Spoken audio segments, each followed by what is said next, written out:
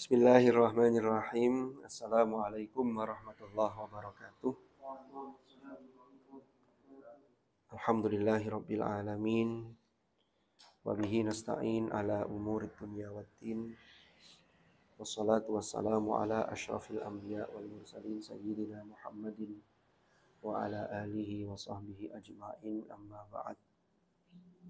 Yang saya hormati para sahabat-sahabat semuanya, teman-teman semuanya. Alhamdulillahirabbil alamin, pada malam hari ini kita bisa melanjutkan salah satu agenda kita, yaitu kajian tentang akhlak, yaitu kitab Bidayatul Hidayah. Insyaallah ini pertemuan kita yang ketiga. Mudah-mudahan Allah anugerahkan kepada kita keistiqomahan, termasuk istiqomah di dalam berbuat baik, istiqomah di dalam melakukan kebaikan, dan selalu berusaha untuk meningkatkan prestasi-prestasi takwa kita. Dan mudah-mudahan majelis ilmu ini ditakdir menjadi majelis ilmu yang nafi'an, mubarakan fid dini wad dunya wal akhirah, ala hadhihi niyyah wa ala kulli niyatin salihah wa ala ma nawainahu ala ma nawahu as-salafus salih. Thumma ila hadratin nabiyil mustafa rasulillah sayyidina Muhammadin sallallahu alaihi wasallam wa ila hadrati ikhwanihi minal anbiya wal mursalin was sahabati wat tabi'in wal ulama'il 'amilin wal musannifin wa a'immatil mujtahidin wal qurra'il mufassirin wa jami'il malaikatil muqarrabin wa nakhussu khususan ilahu an bidayatul hidayah hujjatil islam al-Ghazali wa ila silsilati masyayikhina fi ta'limina wa ta'allumina wa nafa'ana bihim wa bi ulumihim fid dharain amin. Al-Fatihah. A'udzu billahi minasyaitonir rajim.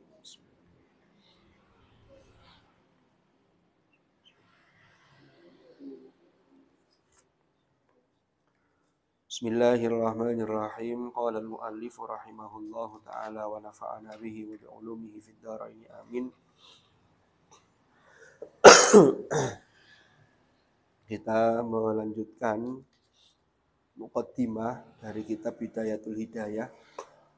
Tapi muqaddimahnya ini sudah mengandung banyak hikmah yang bisa kita ambil sebagai pelajaran, ya. Jadi kemarin kita sampai pada pembahasan jangan sampai apa istilahnya, hati kita itu ketika menerima ajakan-ajakan kebaikan atau nasihat-nasihat yang baik itu kemudian memberontak atau tidak terima, ya. Kalau itu yang terjadi, maka itu sesungguhnya bisikan an-nafas yang al-ammarah bisu, kan begitu. Dan termasuk ini bisa mencelakakan seseorang. Jadi orang itu walaupun sudah punya ilmu, tapi ternyata tidak semuanya bisa mengamalkan untuk dirinya sendiri. Makanya kemarin dikutip oleh Imam Al-Ghazali hadis atau sabda Rasulullah, man izdada ilman wa lam yazdad hudan lam yazdad minallahi illa bu'dan. Terus ada lagi Rasulullah dawuh, asyaddun nasi adzaban yaumal qiyamah alimun lam yanfa'hullahu bi'ilmihi. Na'udzubillah. Terus ada doa yang diajarkan Rasulullah, Allahumma inni a'udzubika min ilmin la yanfa' wa qalbin la yakhsha wa amalin la yurfa' wa du'ain la yusma'. Kan begitu. Oke. Salah, monggo. Oke. Nah, sekarang lanjutannya di paragraf berikutnya Imam Ghazali mengatakan, Bismillahirrahmanirrahim, fa iyyaka ya miskin an tud'ina li tazwirihi fayudliyaka bi habli ghururi. Fa iyyaka. Jadi iyyaka itu kalau dalam konteks ini ya, itu maknanya kita disuruh hati-hati, disuruh menjauhi. Beda dengan seperti dalam ayat iyyaka na'budu wa iyyaka nasta'in. Itu iya itu untuk litaksis. Hanya kepada engkau, hanya kepadamu ya Allah. Kalau ini Fa iyyaka ya miskin. Imam Ghazali itu manggil ya miskin. Kenapa? Karena kita ini sebenarnya semuanya dari kita itu adalah berapapun ilmu yang Allah anugerahkan kepada kita, itu sebenarnya hanya sedikit. Sedikit. Kita ini miskin ilmu. Kan begitu? Karena dalam ayat kan wa ma utitum minal ilmi illa qalila. Dan kalian tidaklah diberi minal ilmi illa qalila. Dari ilmu itu kecuali sedikit. Para ulama mayoritas mengatakan yang sedikit itu apa? Ya ilmu yang diberikan. Jadi orang itu sampai mau winter sekalipun itu sebenarnya hanya setitik dari ilmu Allah. Kan begitu. Dengan aja di jurusan pendidikan tadris matematika atau jurusan yang lain. Ini jurusan apa? Teknik sipil. Nanti teknik sipil itu nanti di dalamnya itu ternyata teknik sipil itu juga luas. Nanti sampai pasti ketika meneliti tugas akhir, ya kan? Itu mesti fokusnya itu di apa kan begitu? Semakin mengerucut begitu. Contohnya seperti saya di prodi bahasa dan sastra Arab. Ternyata bahasa sastra Arab luas. Nanti sampai fokusnya di mana? Itu nanti lebih fokus lagi sampai nanti ketika dosen-dosen kita, profesor-profesor itu guru besar itu kan tetap ada fokusnya. Jadi orang menguasai sampai orang yang alim alamah sekalipun, seperti ulama-ulama zaman dulu, itu tetap kalau dibanding dengan ilmu Allah ya tidak ada apa-apanya, kan gitu. Wa ma utitu minal ilmi illa qalila.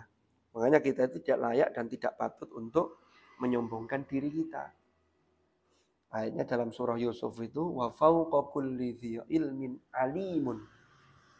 Dan di atas setiap orang yang punya ilmu, yang merasa punya ilmu, dianugerahi oleh Allah ilmu, itu ada yang lebih alim lagi.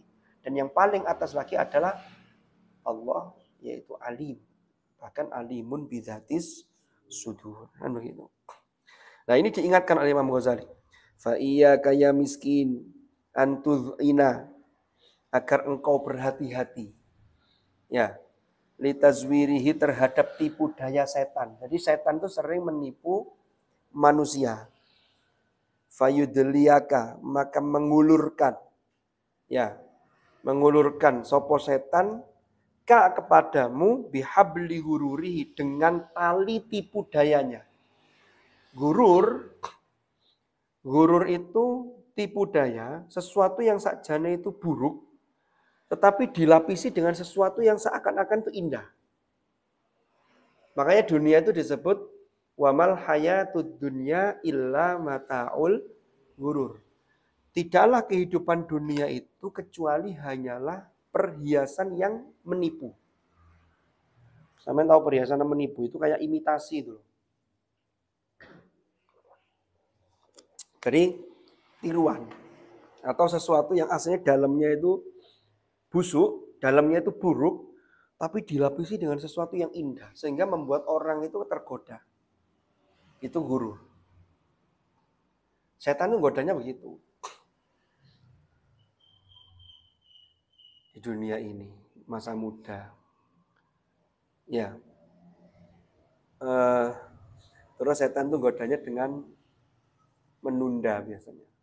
Kita mau berbuat baik, kok disilah. Ini masih melanjutkan nge-game ini, masih asik ini. Kan gitu. Hati-hati, itu gurur. Yang nge-game ya tidak apa-apa. Tapi ya jangan sampai mengalahkan hal-hal yang bersifat lebih penting, lebih urgent, lebih prioritas. Ini jangan sampai. Karena memang sekarang kita itu diserang dengan alat yang namanya gadget ini.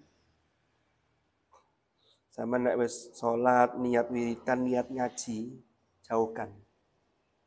Kalau jenengan salat kok membawa ini, membawa jamaah gitu ya. Imamnya wiridan, sampai ini getar-getar, sama sudah enggak telanten sudah. Buka gini. Pertama WA. Habis itu lihat update statusnya orang-orang atau lihat update status kita sudah berapa yang lihat. Ada yang komen apa enggak. Kan sudah enggak konsen itu. Belum lagi yang gamer-gamer yang sudah sangat kecanduan. Nah, saya tidak tahu di sini ada apa enggak. Ini cerita loh ya. Ini cerita loh ya. Saya kan tidak tahu keseharian jenengan-jenengan ini. Jadi, enggak cuma hati-hati gitu. Makanya Imam Ghazali ini mengingatkan, hati-hati terhadap tipu dayanya. Karena setan itu kalau memberi tipu daya itu dijulurkan talinya. Kayak mau menolong orang, enak kan? Atau begini, semester 8 dibisiki sama setan. Kamu semester 8 loh, semester tua. Cepet nyari pasangan, nyari pacar. Karena kalau enggak dapat jangan-jangan kamu nanti tidak laku. Loh, takut-takut begitu. Akhirnya diberi keindahan-keindahan. Mulai pendekatan, mulai berani boncengan ke sana kemari, mulai terus begitu, itu bertahap. Itu namanya dia menggunakan tali-tali itu. Atau ada juga setan itu yang cara godanya itu nakut-nakutin kita dengan cara kita takut kekurangan. Asyaitonu ya'idukumul faqra. Setan itu menjanjikan kepada kalian asyaitonu ya'idukumul faqra wa ya'murukum bil fahsya. Menakut-nakuti kalian itu dengan fakir, dengan kekurangan. Contoh, tadi itu. Kamu kalau nggak dapat sekarang nanti susah dapat pasangan. Kamu kalau nggak ini sekarang nanti malah ini. Kalau kamu infaknya kebanyakan, mama kalau yang orang ahli sodako, nanti duitmu tinggal dikit, dengan begitu. Besok beasiswamu habis kalau diinfakkan, dengan begitu. Nah ini tali-talinya tuh banyak setan. Itu yang dijulurkan. Bihabli ghururi. Maka Imam Ghazali pesan betul ini, fa iyyaka ya miskin antudina litazwiri. Lanjutannya, fawailun lil jahil. Fawailun maka celaka lil jahili bagi orang yang jahil. Orang jahil itu adalah orang yang bodoh. Bodoh itu karena dia tidak mau belajar. Terutama kebodohan itu yang paling dominan disebut jahil itu kalau orang jauh dari agama. Zaman jahiliyah dulu, ketika Rasulullah lahir, kan bangsa Arab itu berada di zaman namanya Al-Asrul Jahili. Kan begitu? Itu bukan berarti mereka tidak pinter secara akal pikiran, secara keilmuan, tidak pinter-pinter. Wong mereka ahli bahasa, ahli sastra. Mereka banyak yang ahli di bidang strategi, banyak. Bahkan orang-orang kafir Quraisy itu punya lembaga pertemuan itu, perwakilan dari kabilah-kabilah yang ada di suku Quraisy itu, namanya Darun Nadwa. Itu isinya orang-orang pinter-pinter. Di antara anggotanya adalah Amr bin Hisham, yang kemudian mendapatkan lakop dijuluki Abu Jahal. Abu Jahal jangan dibayangkan, oh bapak kebodohan, berarti tidak pernah kuliah. Itu pinter orang itu. Umur 25 tahun itu kecerdasannya luar biasa. Kenapa disebut Jahal? Karena kegelapan. Sinar cahaya ilahi, cahaya agama tidak bisa menembus dirinya. Maka masa jahiliyah itu jauh dari norma-norma agama. Makanya disebut masa jahiliyah. Maka di sini orang yang jahil itu lebih pada orang yang pertama, dia memang tidak mau belajar. Termasuk belajar kayak begini nih, materi akhlak, materi fikih yang jenengan ada rutinan itu. Ya. Karena ilmu itu kan dulu kan mari kita jelaskan itu. Ilmu-ilmu yang wajib kan yang sama wajib fardu ain kan yang kayak begini-begini. Ngaji, bisa ngaji itu tidak bisa diwakilkan. Tapi kalau bisa matematika itu bisa diwakilkan karena matematika itu fardu kifayah. Teknik arsitektur, tidak semua orang harus bisa teknik sipil, tidak semua orang bisa. Teknik sipil itu fardu kifayah. Tapi kalau urusan wudhu, urusan sholat, urusan ngaji, ini fardu ain. Kan begitu. Nah, orang yang bodoh, baik secara bodoh bermakna secara tadi itu, yang bodoh jauh dari norma agama, atau bodoh tidak paham ilmu, tidak tahu ilmu. Karena ilmu itu sebagai penerang langkah kita. Haitsu lam yata'alam, sekiranya tidak mau belajar sopo al jahil, maka dia celaka marrotan wahidatan. Jadi dianggap dia celaka. Tapi celakanya satu kali lipat. Wawailun, yang lebih berat apa? Lil alim, celaka bagi orang yang mengerti, orang yang alim, haitsu lam ya'mal, tetapi ternyata dia sekiranya dia tidak mengamalkan bima alima. Dengan sesuatu yang dia sudah mengetahui. Ya. Ini contoh kecil saja. Di Indonesia itu ajaran Islam itu jelas, interaksi laki-laki dan perempuan itu ada batasannya. Sentuhan saja itu ada aturannya, itu tidak boleh kalau belum menikah, belum sah. Kenapa? Karena bahaya. Ada setrumnya. Dan setrumnya laki-laki itu lebih besar dibanding setrumnya perempuan. Sampai kalau salaman dengan beberapa orang perempuan, itu kadang muncul dalam nafsu diri kita.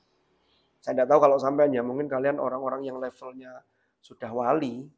Kalau saya menjaga itu karena saya tahu kapasitas saya. Bahaya. Saya salaman dengan ini, salaman dengan itu akan muncul bisa jadi. Tipe alusan sing ikut timbang sing kan bahaya ini. Kayaknya kok jobone gak apa-apa, tapi ternyata dalam hati kan siapa yang tahu. Wong bisikan nafsu itu halus sekali. Setan itu kan masuk dalam aliran darah kita.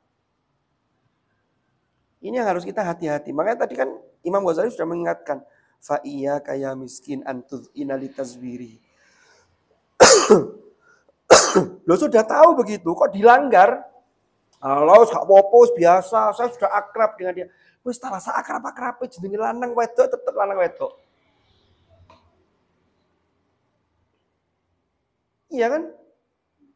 Tetap laki-laki perempuan ya tetap laki-laki perempuan. Kok itu dilanggar? Maka ini berbahaya. Inilah yang dikatakan Imam Ghazali, fawailun lil alim haitsu lam ya'mal bima alima alfa marra. Berarti alfa marra itu 1000 kali lipat. Artinya apa? Jauh lebih celaka. Makanya nanti siksa di akhirat itu, orang yang karena ketidaktahuannya lalu dia melakukan pelanggaran atau dosa, maka dia disiksa, tapi siksanya tidak separah orang yang sudah tahu. Kalau tahu kok jelas-jelas dilanggar, ini yang menyebabkan murka Allah lebih parah. Makanya Al-Ghazali mengingatkan, wailun lil alim haitsu lam ya'mal bima alima alfa marra. Artinya siksanya, celakanya itu lebih parah. Itu malah namanya mempermainkan agama. Kalau kita sudah tahu, ya kita berusaha untuk melakukan. Jangan kemudian menyesal. Aduh lapo aku kok belajar ngaji malah ngerti. Kok gak ngerti lah enak kebian zaman SMA. Ngomong begitu. Ya gak bisa. Kan mungkin di antara teman-teman yang di sini ada yang tidak pernah di pesantren. Sekolahnya negeri, SD negeri, SMP unggulan, SMA negeri. Kuliahnya ya baru di sini ngaji. Umpama loh ya. Umpama pendidikan agama dulu di sekolah hanya seminggu, hanya 2 jam. Itu banyak yang dasar-dasar. Akhirnya yang lain-lain tidak tahu. Itu masih lebih selamat, dalam tanda petik ya, dibanding orang yang tahu, tapi dia tidak. Justru karena dia tahu itu, dia malah nerabas itu lebih berat hukumannya. Nah ini yang kita harus ekstra hati-hati. Ya, tapi orang yang tidak tahu itu memang tidak apa-apa. Tapi dia tetap dimintai pertanggungjawaban. Kenapa kok dia tidak mau belajar? Karena belajar itu, apalagi belajar yang fardu ain, itu juga merupakan kewajiban. Jadi ya tetap kena gitu loh maksudnya. Tetap kena, dia harus ada tuntutan untuk belajar. Wa alam annan nasa, lah ini lanjutannya ini. Imam Ghazali dalam pembukaan ini, muqaddimah. Wa alam ketahuilah annan nasa, bahwasanya manusia atau orang-orang fi talabil ilmi, dalam hal menuntut ilmu, ikut salasati ahwalin. Ada 3 jenis, ada 3 keadaan. Jadi orang itu, termasuk kita semua, mahasiswa, ya, termasuk siapapun, itu kan sesungguhnya kita ini kan menuntut ilmu itu tidak ada batasnya. Kalau yang sedang kuliah itu kan menuntut ilmu dalam posisi formal, ya kan, jenjang akademik, S1, S2, S3, kan begitu. Ini berarti dalam thalabul ilmi. Kalau yang tidak formal, yang ngaji begini ini juga thalabul ilmi. Sama ikut majelis taklim, itu juga thalabul ilmi. Kita dengarkan ngajinya Gus Bahak di YouTube itu juga thalabul ilmi. Atau kehidupan kita itu memang harus selalu menjadi pembelajar. Maka di sini Imam Ghazali itu membagi ada 3 jenis orang, ada 3 jenis keadaan hati seseorang yang sedang thalabul ilmi. Yang pertama adalah rajulun. Nah ini Imam Ghazali menggambarkan sosok yang pertama ini, rajulun talabal ilma. Dia ini mencari ilmu, liyattakhidahu zadahu ilal ma'ad. Ya, liyattakhidha untuk menjadikan sapa rajul hu ing ilmu zadahu sebagai bekalnya ilal ma'ad menuju kehidupan tempat kembali nanti. Di mana? Di akhirat. Jadi pokoknya niat golek ilmu gawe bekal kembali ke akhirat. Sehingga tujuannya jangka panjang. Walam yaksid bihi, walam yaksid dan tidak bermaksud, tidak berniat sapa rajul bihi kelawan ilmu. Jadi ilmunya tidak diniatkan illa wajhallah, kecuali hanya untuk mencari ridho Allah. Wadarul akhirata dan negeri akhirat.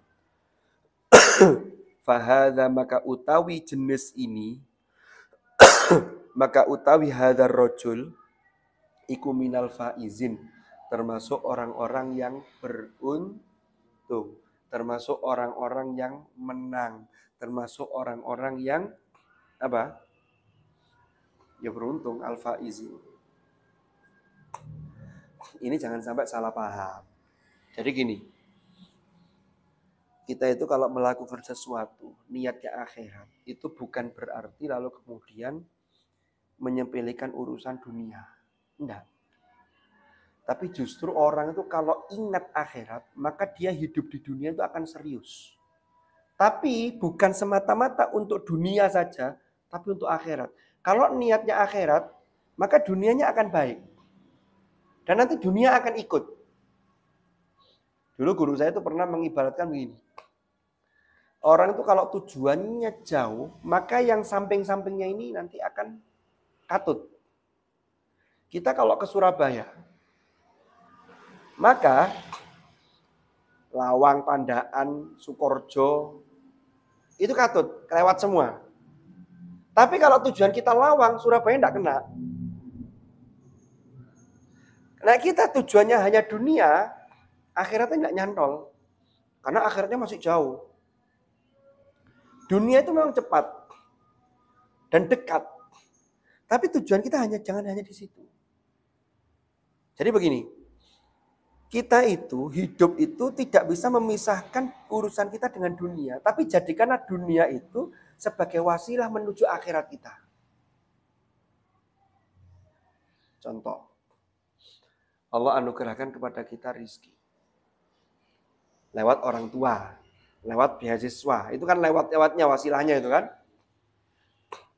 Allah takdirkan bisa beli motor.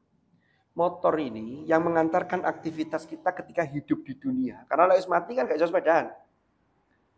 Maka motor ini biar bermakna akhirat, gimana caranya? Motor kita pakai ke masjid.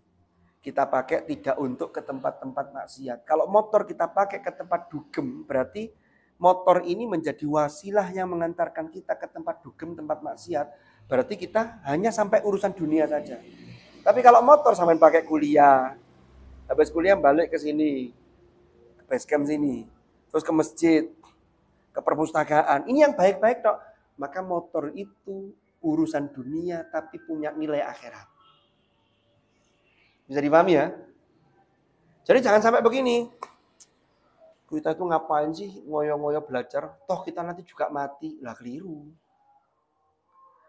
Kita ini harus serius belajar, baik belajar yang fardu ain dan fardu kifayah sesuai prodi kita, sesuai jurusan kita. Untuk apa? Karena kita ini hidup sekali, persembahkan yang terbaik agar bisa bermanfaat untuk umat.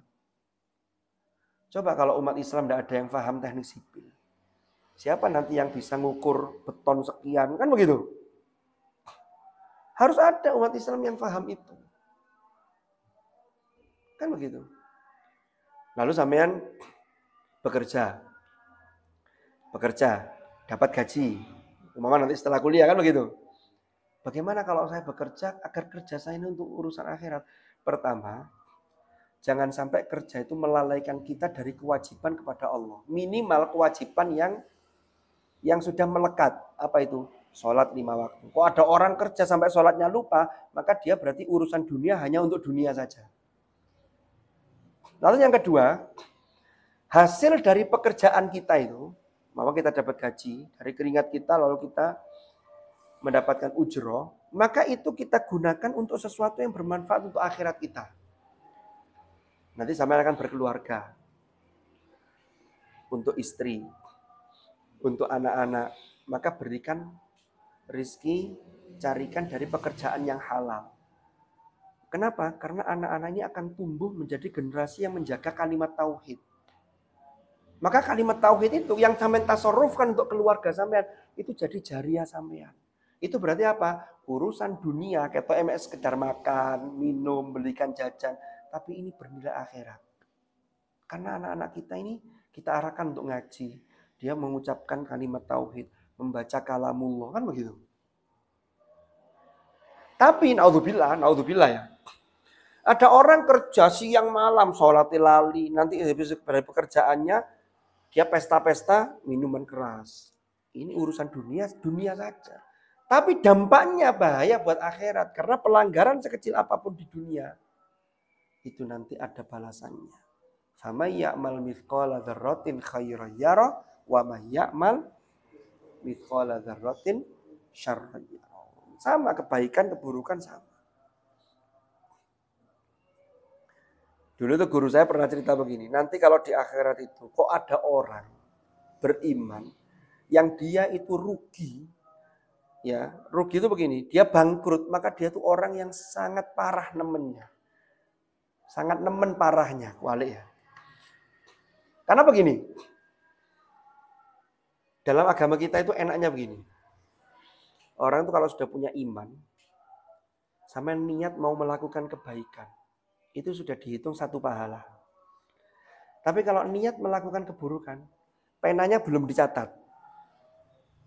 Baru kalau sudah dilakukan, dicatat.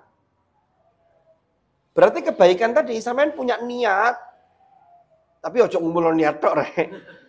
Lalu kemudian sampean lakukan, itu sudah 2. Berarti artinya apa? Kebaikan dan keburukan itu sudah 2:1.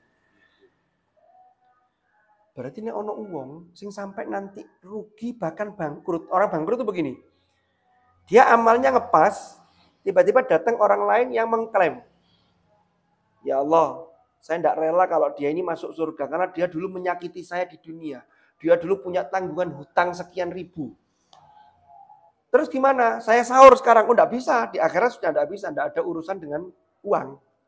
Caranya apa? Kalau orangnya tetap tidak ridho, maka amal pahala amal orang inilah yang akan diberikan. Loh, kalau sudah begitu kan lama-lama habis ini. Habis itulah yang orang bangkrut itu. Jadi modal tidak kembali. Justru modalnya katut. Karena gara-gara ada komplain dari orang lain. Makanya yang paling berat bagi manusia itu adalah terkait dengan hak adami. Hak Adam itu interaksi dengan sesama manusia. Itu yang lebih berat. Kalau dengan Allah, tidak berat. Tapi jangan diremehkan. Ngeremehkan tuh begini. Kak Bapak aku maksiat awes. Nanti gampang istighfar. Nanti saya minta ampun, sholat taubat. Itu namanya nantang. Iya kalau naudzubillah. Kalau pas maksiat masih diberi umur. Ada kesempatan taubat. Lah kalau pas maksiat, naudzubillah melakukan dosa besar. Tiba-tiba Israel datang, wayai sampean su'ul khotimah. Maka ayat kata para ulama kan ayat ya ayyuhalladzina amanu taqullaha haqqa tuqatih wa la tamutunna illa wa antum muslimun, itu maksudnya jangan sekali-kali kalian melakukan dosa. Kenapa? Karena kita tidak tahu matinya itu kapan. Lah kok pas dosa, pas nginep di Oyo atau apa selain itu? Kok sebut nama tidak boleh sebenarnya.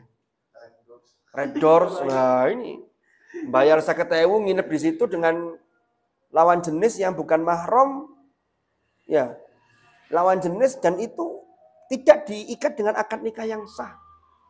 Terjadi perzinahan. Pagi-pagi tidak bisa bangun lagi. Bablas, suul khotimah. Itu yang bahayanya begitu.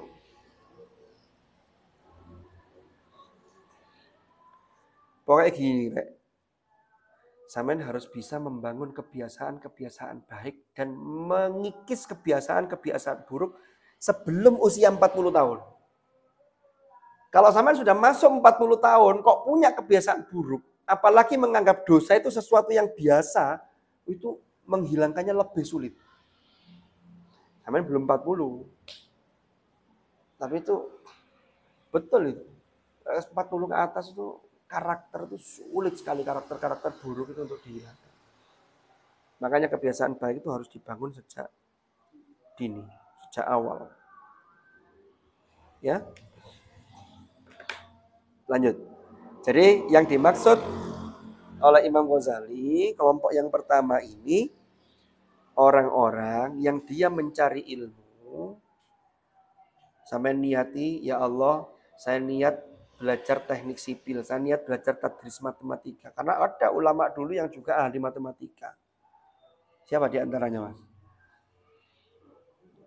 Al-Khwarizmi. Terus siapa lagi? Banyak. Ya, kalau teknik sipil matematikanya sudah jos ini. Karena kalau landasan eksaknya atau matematikanya tidak kuat kan, yang ngeluh kan. Memang bahasanya sipil. Sipil itu kan kayak gampang. Padahal sipil itu kan kayak oh sipil gitu kan gampang. Padahal sipil itu sulit. Dulu zaman kecil saya itu oh gampang itu, oh sipil. Padahal sipil itu angel. Jadi saya niatkan, ya Allah saya niat lillah. Mudah-mudahan saya menuntut ilmu ini nanti ini untuk mencari ridhomu dan ini mudah-mudahan nanti bisa memberikan manfaat kepada umat dan agama ini.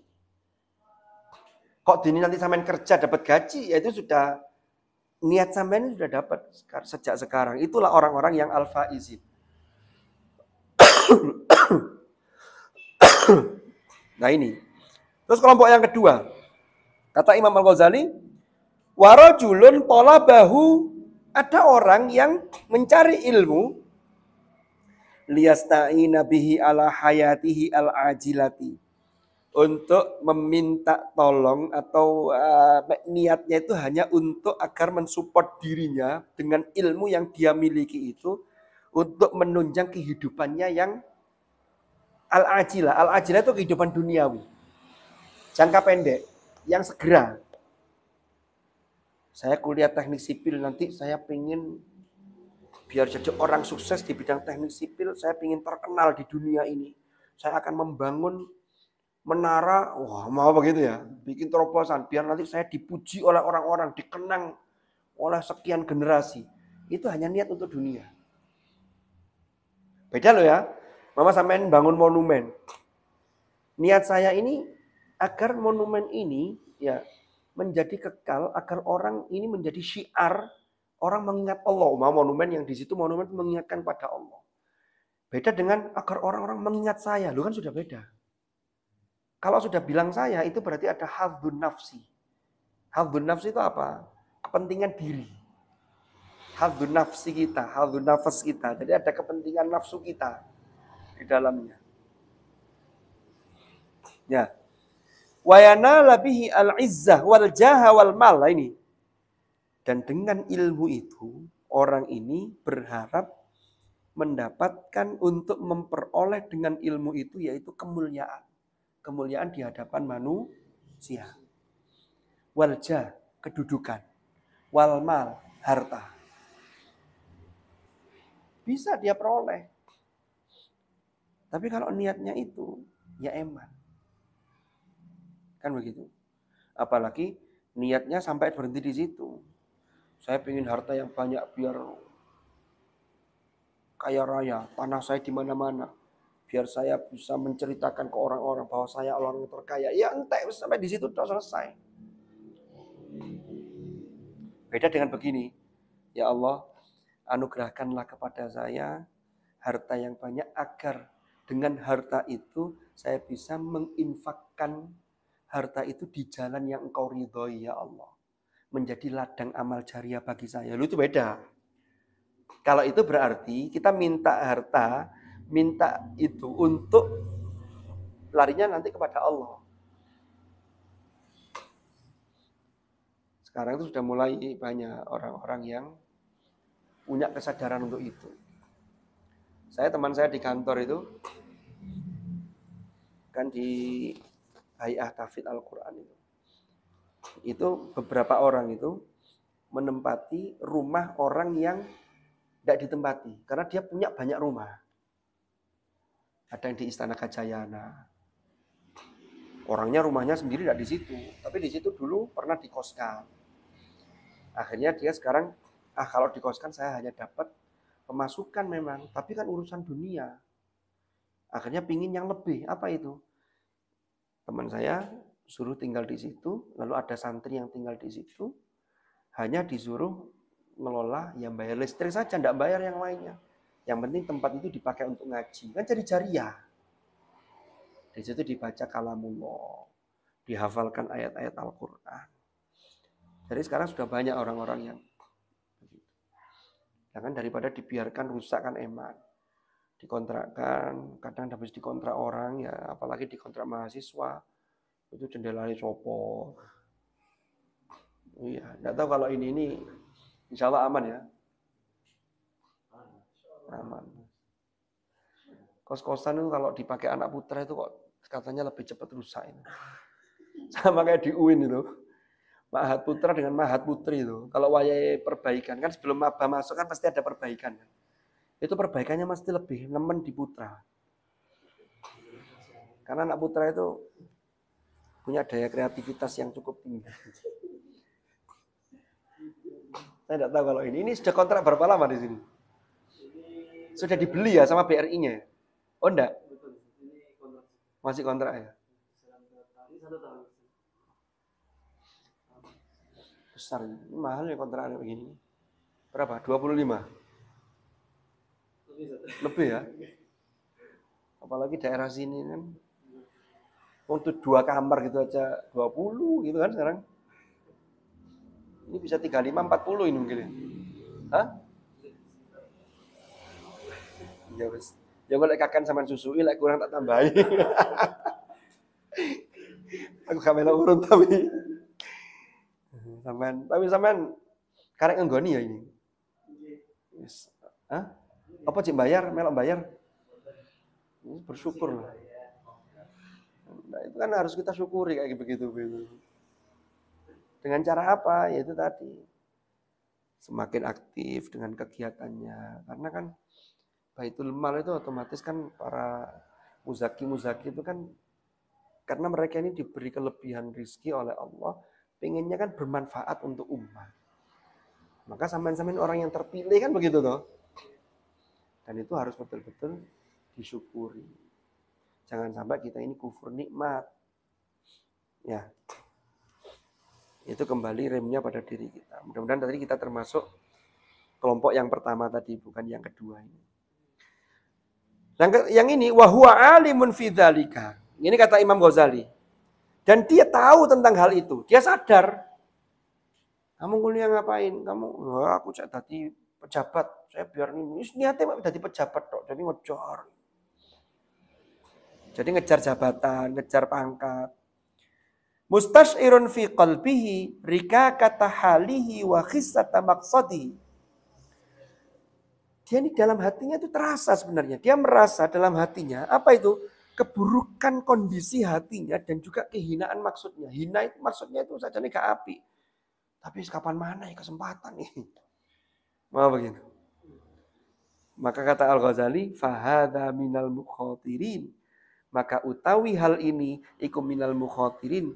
Termasuk orang-orang yang sedang bahaya. Makanya sampai muncul ungkapan gak bahaya, kan begitu. Ini mukhatir, mengkhawatirkan, membahayakan. Jadi sedang dalam kondisi yang bahaya. Bahaya gimana maksudnya? Gini.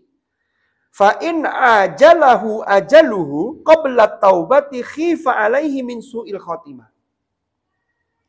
Kalau ajalnya itu mendahului dia, kok ajalnya itu cepat, Sebelum dia sadar bertobat,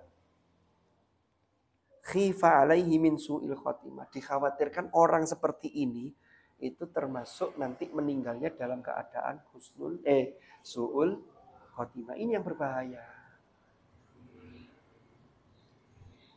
Saya tuh lihat pergaulan zaman sekarang itu ngeri. Ya ngeri lah.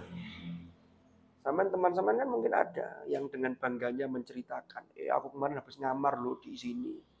Mungkin ada. Nah, saya ngamar dengan cewek.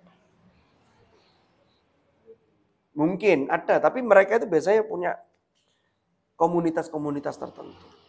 Ada yang bangga ketika bisa menundukkan sekian cewek, sekian menceritakan ini. Apa rek? Oh, ikut ngaji. Ini mengkhawatirkan orang begini nih. Kenapa? Kalau ajalnya datang sebelum dia taubat, ini yang bahaya. Su'ul khotimah. Kan begitu. Wa baqiya amruhu fi khataril masyiah. Kalau terjadi seperti itu. Ini kucing memang di sini dah. Oh. Seneng ya pecinta. Berapa kucingnya?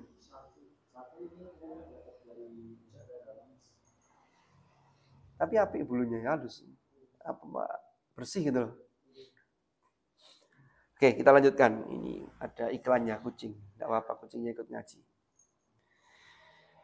Wa baqiya amruhu fi khataril masyiah. Jadi urusannya itu, kalau ada orang yang su'ul khotimah, gara-gara tadi, kalau ini Imam Ghazali mencontohkan, ada orang yang tolabul ilmi, tapi tujuannya hanya untuk nyari kedudukan, hanya untuk nyari harta duniawi, hanya untuk nyari kemuliaan di hadapan manusia. Ini mengkhawatirkan. Kenapa? Karena kalau dia meninggal kok belum taubat, ini mengkhawatirkan dia su'ul khotimah. Kalau sudah begitu, wa baqiya amruhu fi khataril masyiah. Artinya apa? Urusannya dia dengan Tuhan itu sesuai kehendak Allah. Imam Ghazali tidak berpendapat, ya sudah pasrahkan kepada Allah. Tapi secara zahir ya buruk su'ul khotimah. Gitu loh. Ya. Tetapi wa in wuffiqa, tapi jika dia diberi taufik oleh Allah, artinya diberi hidayah taufik, litaubati, untuk punya kesempatan taubat, qabla hululil ajal, sebelum datangnya ajal, sebelum ajal itu menjemput dia, ya, maka wa adhafa ilal ilmi al amala, kemudian dia menyandarkan kepada ilmu yang sudah diketahui itu untuk mengamalkannya. Kalau tadi kan punya ilmu tapi tidak diamalkan, ngurusin jabatan, ngurusin dunia, sudah tahu ilmunya, ini mengkhawatirkan. Tapi kemudian dia punya kesempatan untuk taubat, Allah memberikan taufiknya, maka ini masih memungkinkan. Atau lanjutannya gini, wa tadarraka ma farrata fihi minal khalal. Maka dan dia memperbaiki apa-apa yang sudah terlewat dari keburukan yang sudah dia lakukan. Taubat dia. Ya Allah, taubat temenan lah. Maka orang seperti ini masih ultuhiqa bil faizin. Dia diafiliasikan, dia masih digabungkan oleh Allah dengan orang-orang yang al-faizin tadi, yang beruntung. Cuman kan resiko gitu loh. Makanya tadi disebutkan oleh Imam Ghazali minal mukhatirin. Karena kematian orang itu kita tidak ada yang tahu. Jangankan ya orang, termasuk diri kita sendiri kita tidak tahu, apalagi orang lain. Fa innat taibah. Jadi Imam Ghazali ini memberikan satu optimisme.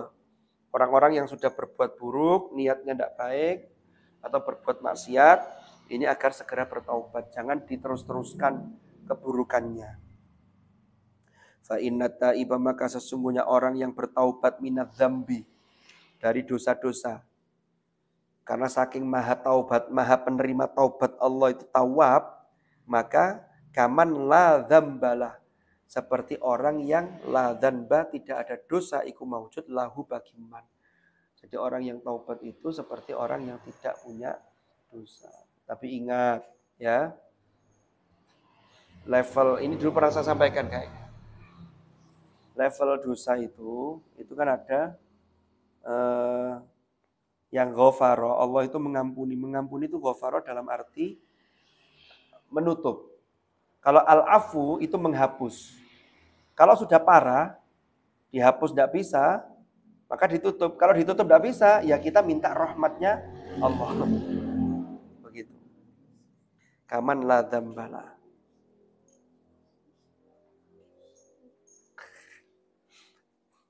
Yang punya tidak ada. Gitu.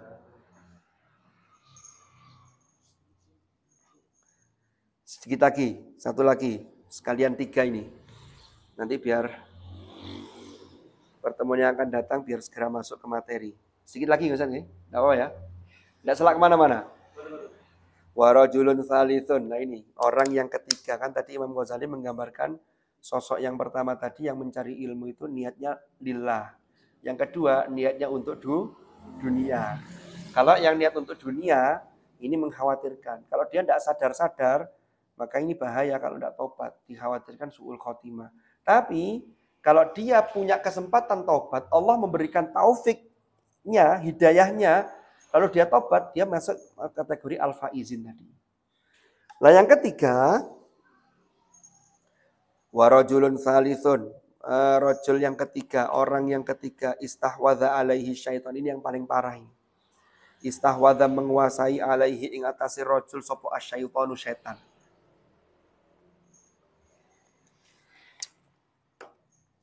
Jadi orang ini dikuasai oleh syaitan. Fattakhadha ilmahu fattakhadha maka menjadikan sapa rajul ilmahu ing ilmunya rajul dzari'atan sebagai perantara. Jadi ilmunya itu justru dijadikan sebagai perantara menuju apa?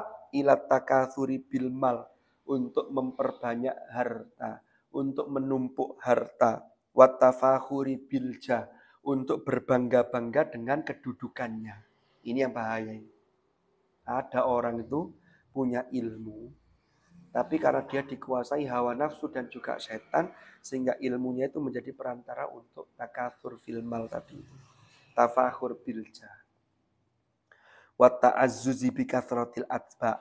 Ta'azzuz itu merasa mulia, merasa punya kemuliaan bi kathratil atba dengan banyaknya follower, dengan banyaknya pengikut. Kalau sekarang kan follower kan bahasanya. Baik pengikut di TikTok, di YouTube, di apapun lah. Followernya sudah banyak ini. Karena kalau followernya banyak nanti urusannya kan banyak monetisasinya kan, pencairannya kan juga tinggi.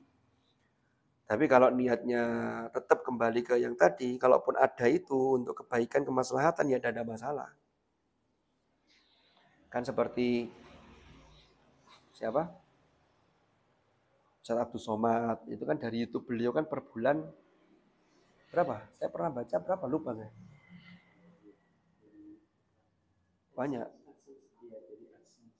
Iya, AdSense itu. Banyak dari Ustadz Adi Hidayat kan banyak. Tapi kan kembalinya untuk pesantrennya, untuk umat itu kan. Jadi bukan untuk menumpuk kekayaan saja. Kalau yang kayak begitu tidak masuk yang ketiga, tapi masuknya kembali yang pertama tadi. Karena niatnya lillah. Ini yang bahaya ini kan begini. Nah, kita lanjutkan. Yadkhulu bi ilmihi kullama dakhalin raja'an an yaqdiya minad dunya wa farahu. Jadi dengan ilmunya itu semua hal ya itu yang masuk kepada dirinya itu untuk mengharap urusan dunia. Jadi dunia itu tujuan dia sebenarnya. Ini yang bahaya. Wa huwa ma'adzalika yutmiru fi nafsihi annahu indallah bimakanatin. Gigit enggak ini?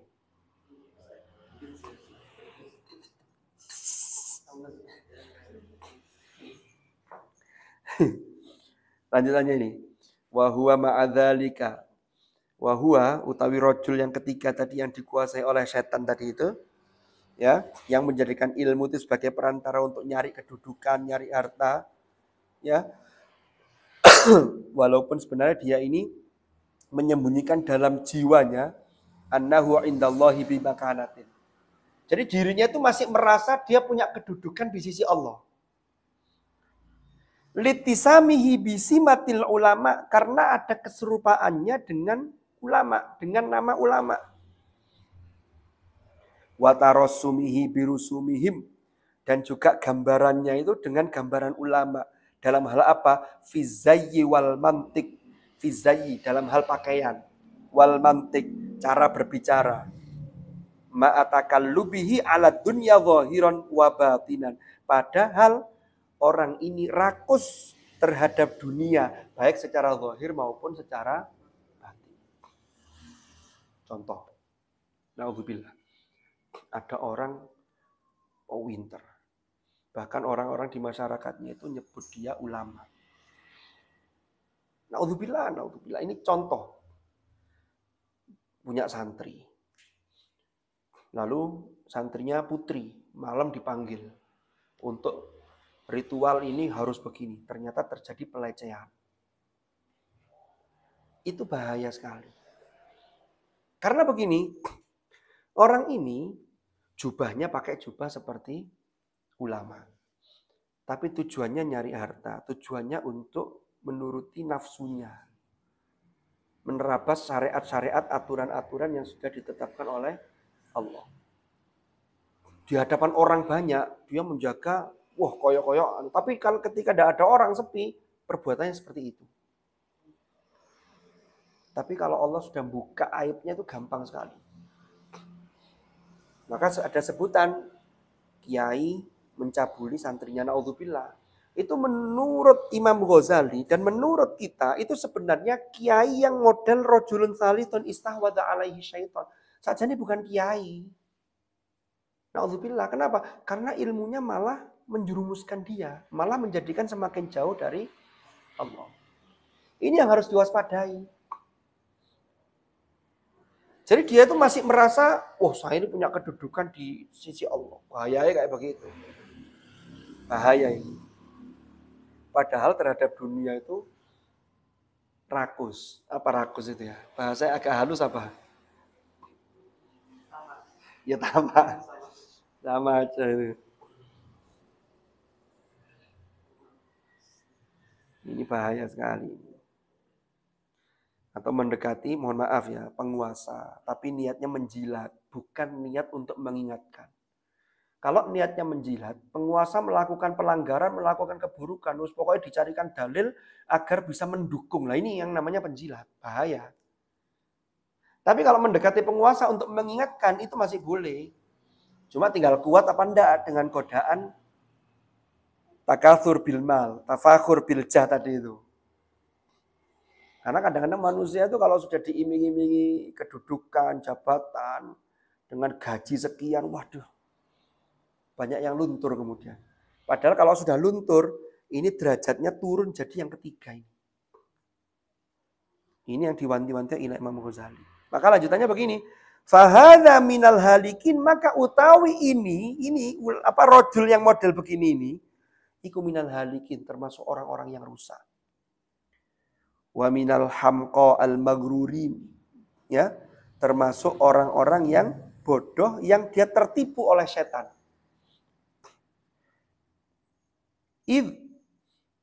Karena apa? Ar-roja'u idhir roja'u munqati'un an taubatihi. Karena harapan dan ada di dalam dirinya untuk taubat itu terputus.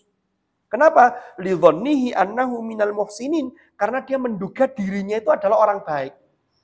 Jadi gini, ada orang yang sudah dianggap baik oleh masyarakat, tapi dia ini berperilaku buruk. Tapi dia ini tidak mau taubat karena dia merasa masih suci lebih baik dibanding yang lain. Ya, bahaya ini. Ini loh kata Imam Ghazali. Orang ini tertipu, orang ini orang bodoh yang tertipu, ini orang yang rusak. Kenapa? Karena dalam hatinya tidak ada harapan untuk dia melakukan tobat. Soalnya apa? Dia menduga dirinya orang-orang yang baik. Wa huwa ghafilun an qaulihi ta'ala. Orang ini lupa terhadap firman Allah, ya ayyuhalladzina amanu lima taquluna ma la taf'alun. Wahai orang-orang yang beriman, Mengapa kalian mengatakan sesuatu yang tidak kalian kerjakan? Nah ini. Jadi levelnya begini. Ini pertama yang harus kita pahami ayat ini. Wahai orang yang beriman, kenapa kalian mengatakan sesuatu yang tidak kalian kerjakan? Berarti ini idealnya yang baik itu. Kalau kita nyuruh orang untuk baik, melarang orang kemungkaran, berarti kita sudah melakukan. Kebaikan sudah kita lakukan. Kemungkaran sudah kita jauhi, baru kita larang. Jangan sampai kemungkaran kita lakukan, kamu jangan melakukan ini, saya saja. Loh, nggak boleh. Ini bahaya. Itu ideal. Tapi tataran keduanya, kita tetap wajib melarang kemungkaran, walaupun ada seseorang itu yang sulit untuk keluar dari kemungkaran. Contoh, ada orang tua yang bapaknya, ada orang tua, naudzubillah ya, ada orang tuh yang jadi maling. Anaknya sholat ke masjid. Jangan sampai orang tua mengatakan begini, nak, bapak itu maling, kamu jangan ke masjid. Kamu harus melanjutkan profesi bapak yang jadi maling ini. Nah ini keliru. Tapi lebih baik bapaknya ngomong begini, nak, kalian ke masjid, jadilah orang baik, jangan jadi maling seperti bapakmu. Walaupun itu tidak efektif, tapi masih mending. Yang sangat parah yang tidak boleh itu begini, kayak tadi itu. Dia tidak melakukan, tapi justru melanggar, tapi dia pidato di mana-mana melarang orang untuk melakukan, jangan melakukan pelanggaran, padahal dia pelaku. Nah ini bahaya. Ini yang kemudian menjadikan laknat Allah. Kabura maqtan indallahi an taqulu ma la taf'alun. Jadi harus dipahami, itu memang dua variabel, tapi ini saling berkaitan. Kalau tataran ideal, seperti yang dicontohkan oleh Rasulullah, maka Rasulullah itu melakukan sesuatu, maka ketika merintahkan ya Rasulullah sudah melakukan. Karena dalam maqalah Arab dikatakan, lisanul hal afsahu min lisanil maqal. Nasihat dengan perilaku, dengan keadaan, itu lebih fasih dibanding dengan omongan. Ngomong tok tapi ternyata yang ngomong nggak pernah melakukan. Kan begitu.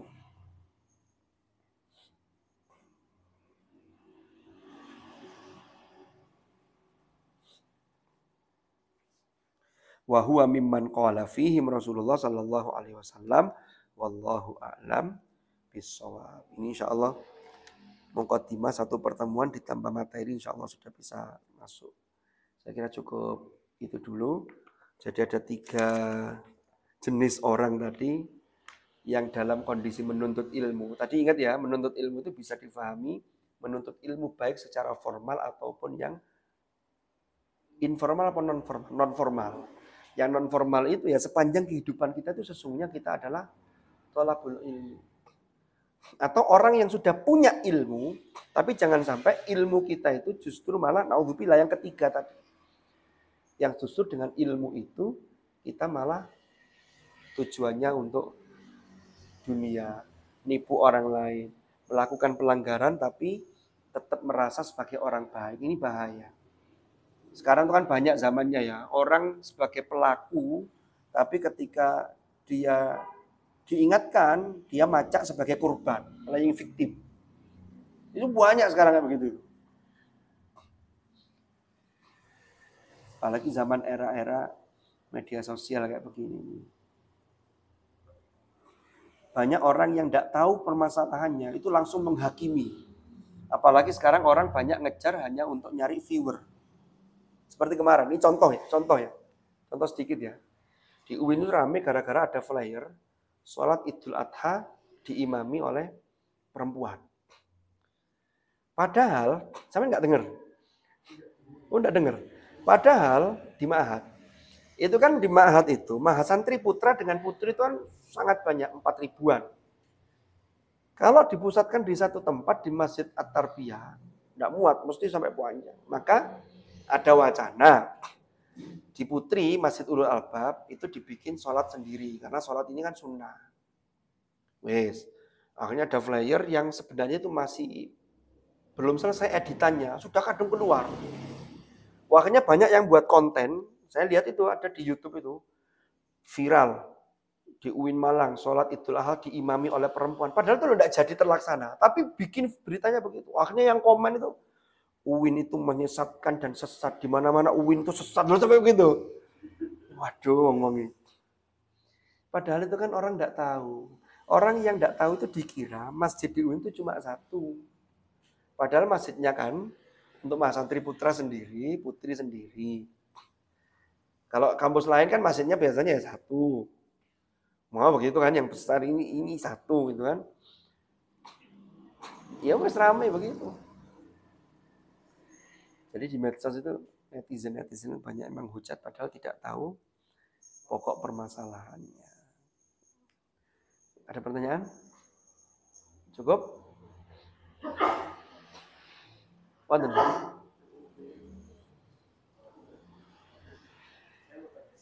Nggih, monggo.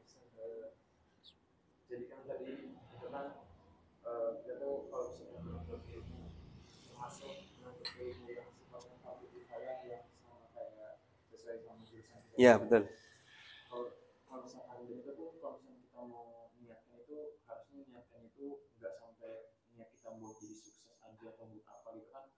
Niatnya kan kalau bisa niat yang jauh sekalian gitu, niatnya untuk akhirat misalkan kayak gitu. Biar kan yang lainnya juga pasti bakalan dunia itu bakalan ngikutin. Cuma yang saya mau tanya sih, takaran seseorang itu bisa dikatakan kalau memang dia itu menuntut ilmu yang sifatnya kita ini akhirat itu kayak gimana? Soalnya jujur kan mungkin enggak saya sendiri, mungkin banyak juga yang lain gitu ya. Misalkan dia ini udah berusaha buat menyiapkan dia ini menuntut ilmu tuh tujuannya untuk akhirat, tapi kan ketika dia merasa gagal kadang dalam menuntut ilmunya itu yang sifatnya kita ini, dia kecewa dan dia merasa menyesal gitu. Nah itu kan kayak jadinya kayak kenapa kita malah menyesal, kenapa kita malah kecewa, kenapa kita malah jatuh saat kita merasa gagal, padahal ini kan fardu kifayah gitu. Pasti kan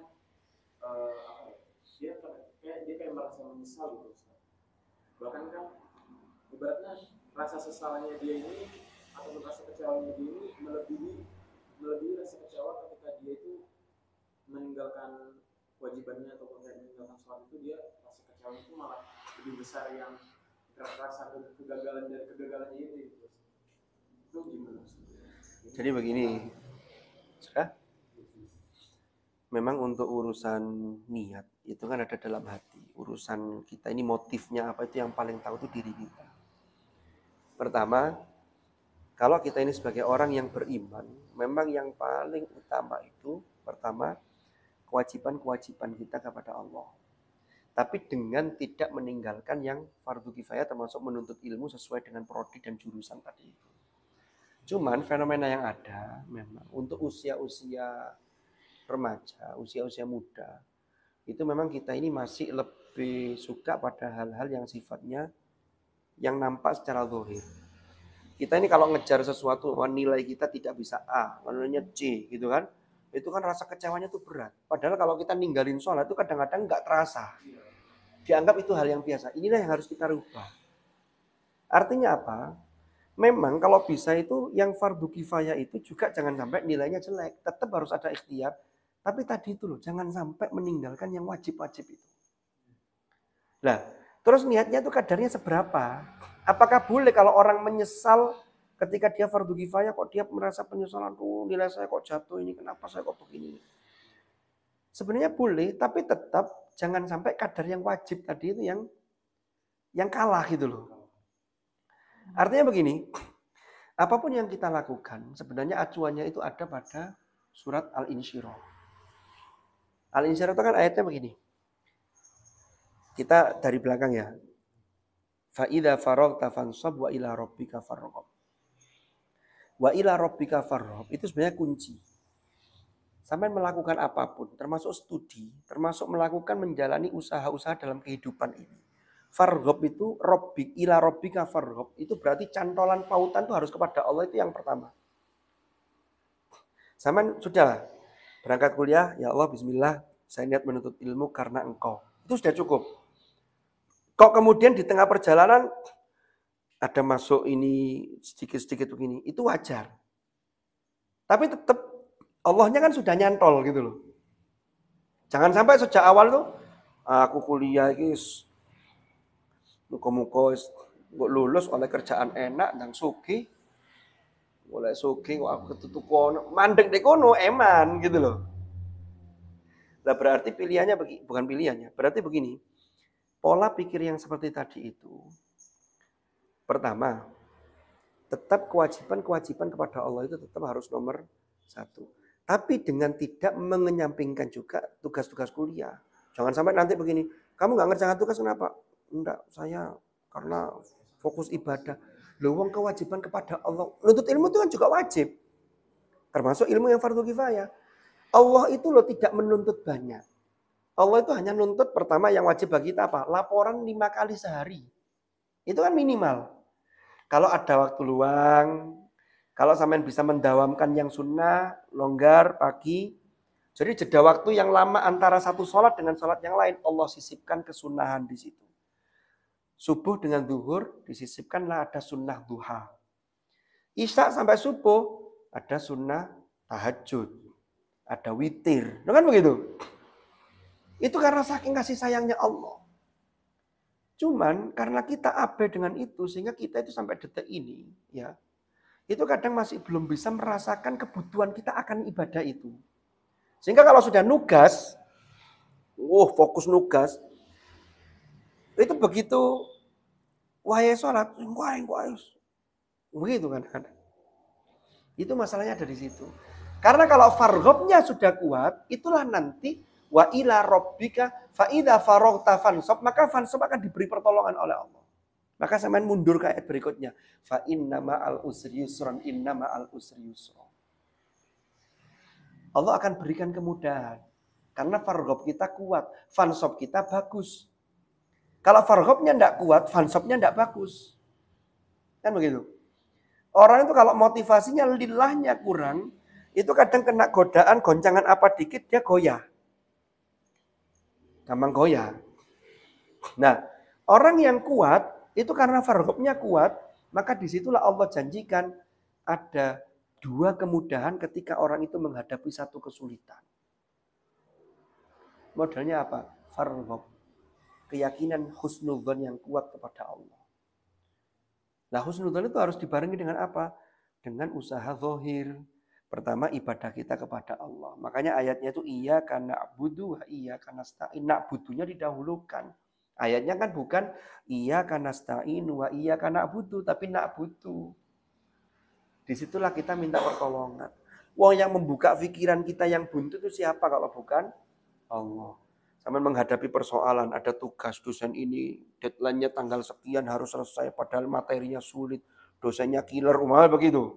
Kalau enggak nanti, sudahlah, sampai fatihai dosennya, sampai mendekat kepada Allah, insya Allah, di situ Allah akan berikan fa inna ma'al usri yusra.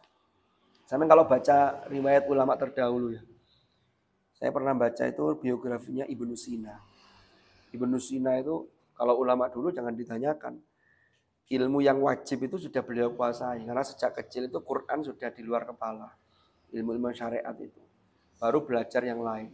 Sampai Ibnu Sina menjadi seorang yang ahli dalam bidang kedokteran. Itu beliau kalau buntu otaknya. Kalau Ibnu Sina itu. Dia sholat 2 rakaat, sholat hajat. Di situ dia berdoa. Futuh, dibuka oleh Allah. Beda dengan Albert Einstein. Kalau Albert Einstein kan kalau otaknya lagi buntu. Katanya ini ya. Saya pernah baca di buku apa ini. Itu dia berendam di air, di air sabun itu, sambil dia merenung terus. Nah itulah solusi orang beriman kan begitu. Lah kita ini enggak. Kalau lagi otak buntu, kita memaksakan diri koyok-koyok otak ini bekerja sendiri. Gimana ini maksudnya? Wah, Allahnya dilupakan, itu yang masalah gitu loh.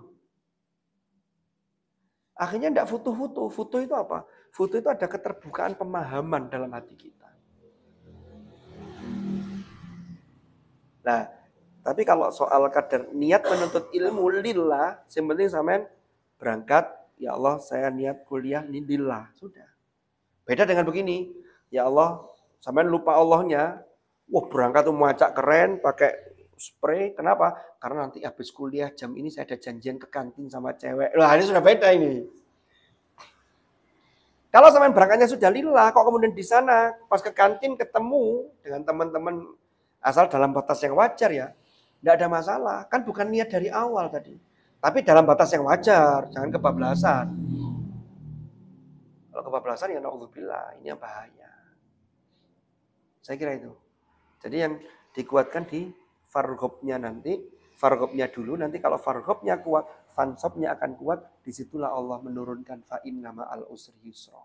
Inna ma'al usri yusra. Sama nggih?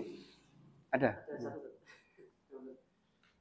Mungkin berhubungan sama yang orang yang mengatakan ini yang ketiga ya seperti ini. Nggih, yang istahwadha alaihi syaitan tadi ya? Yang mengatakan sesuatu yang tidak dikerjakan. Mungkin konteksnya kadang ada dicontohkan dengan kan ini tadi seterusnya. Kalau ini saya kan ada rekan juga gitu yang dia mualaf baru masuk Islam. Kemudian banyak belajar, kemudian ada mungkin yang belum dilakukan gitu ya. Tapi yang bersangkutan ini semangat kalau apa namanya belajar Islam, kemudian karena mualaf itu kemudian Balik. mengajak orang seperti itu untuk beribadah dan sebagainya, termasuk melaksanakan amalan-amalan yang sunnah gitu, yang itu kan sebetulnya ada pasti ada tingkatan ya, orang yang mungkin terbiasa akan menjadikan itu dari biasa, yang memang belum bisa langsung diajak untuk kesana. Iya benar. Gimana mungkin memahamkan itu untuk dilakukan, tapi tanpa mengurangi semangatnya nanti tidak berkurang juga, tapi mereka sudah paham. Oh, ada tingkatan-tingkatan yang mungkin disampaikan. Namun, jadi kalau bicara mengenai orang yang mu'allaf itu kan asalnya dari kata wal mu'allafah qulubuhum, al mu'allafati qulubuhum. Jadi hatinya itu perlu dikuatkan, perlu disatukan. Kenapa? Karena mereka ini butuh disupport keimanannya. Mu'allaf itu memang untuk ngajak mereka itu jangan langsung frontal. Kalau langsung kita kasih dosis yang tinggi, itu nanti malah lari.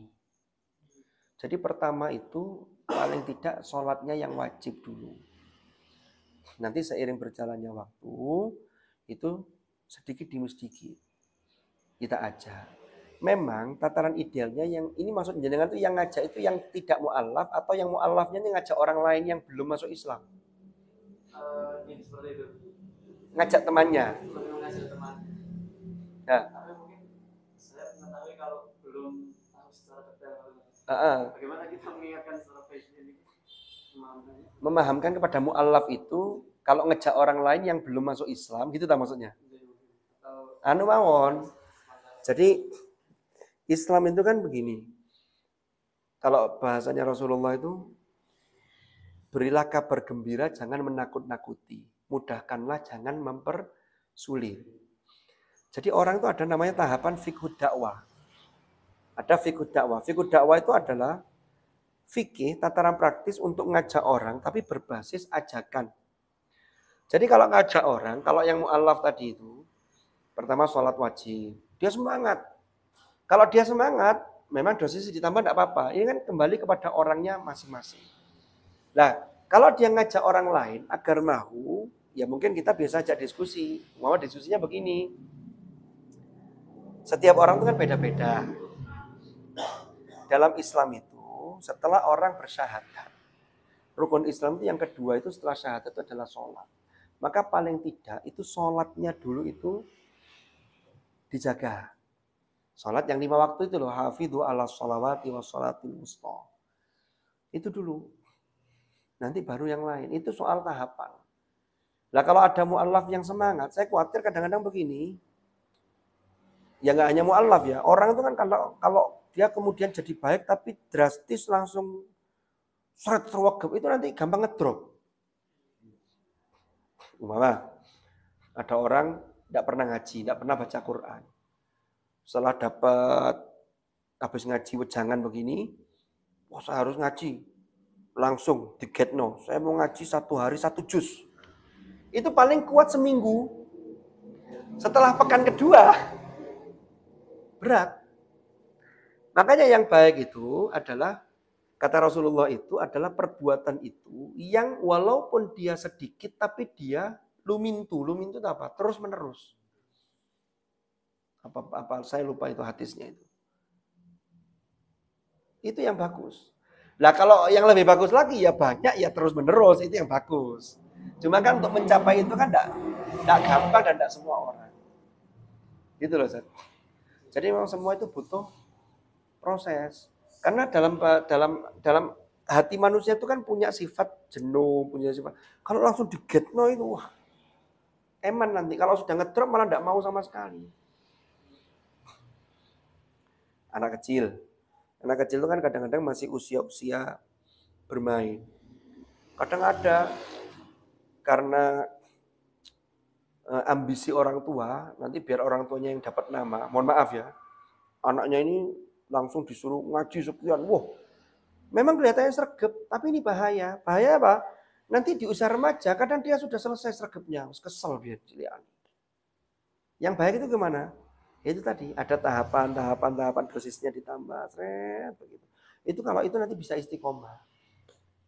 Makanya sampai ada ungkapan al-istiqomatu khairun min alfi karomah. Orang yang bisa menjaga keistiqomahan itu sebenarnya dia lebih bagus dibanding dengan 1000 karomah.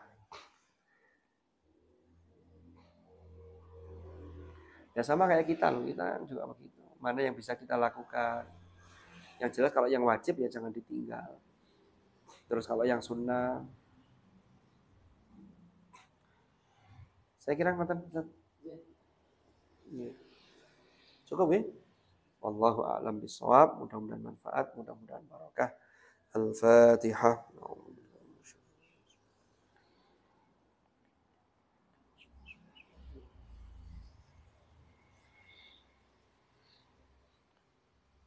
Bismillahirrahmanirrahim. Alhamdulillahirabbil alamin. Allahumma shalli wa sallim ala sayyidina Muhammad. Allahumma fa'na ma 'allamtana wa bima 'allamtana wa 'allimna ma yanfa'una warzuqna ilman nafi'ah.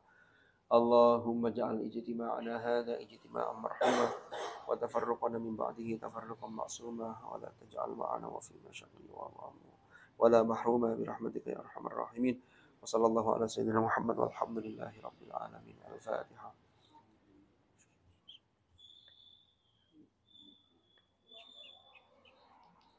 Subhanakallahumma bihamdika asyhadu an la ilaha illa anta astaghfiruka wa atubu ilaik. Wa sallallahu ala sayyidina Muhammad walhamdulillahi rabbil alamin. Hadanallahu iyyakum ajma'in. Al-afa minkum. Assalamualaikum warahmatullahi wabarakatuh.